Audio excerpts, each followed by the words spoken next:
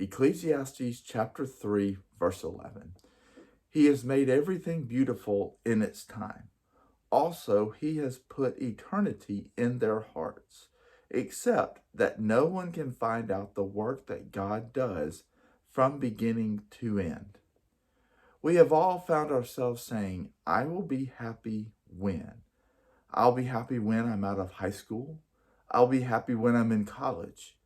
I'll be happy when I'm out of college or when I'm married, when I have children.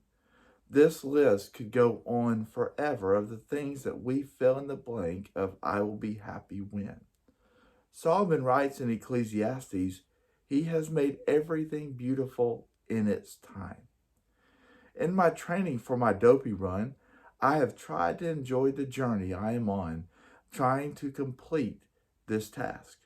Every day has its own challenges and its own rewards. Sometimes I find myself looking on to what type of run is next, how far it is, where I'm going to run, instead of focusing on what's going on at the time. When I find myself looking too far ahead, I miss the beauty of the things around me. I miss seeing the deer or the wildlife as I run by. I miss the sunrise, and I miss the brilliance of the stars. If I focus too much on the future, I neglect to enjoy the journey I am on and the rewards that go with it. During the missionary journeys Paul went on, he enjoyed his time and he enjoyed the journey for the most part. He enjoyed going back to the churches he had established. He enjoyed seeing the Christians, and I am sure they reminisced about how the beginnings of that particular church happened and what they had to do to get things started. Paul would take every opportunity to show Christ and his sacrifice.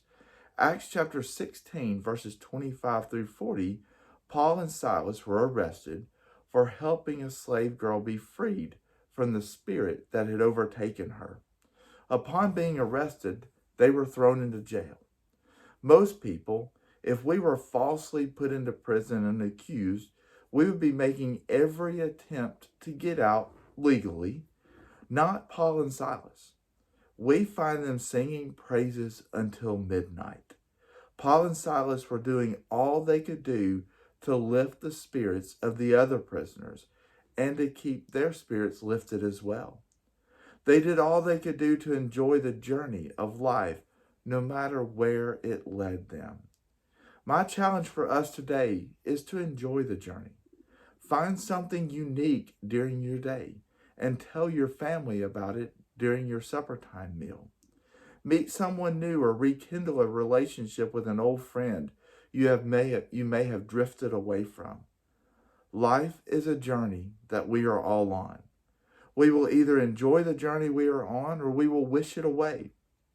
I hope we all find ways to enjoy the journey that we are on.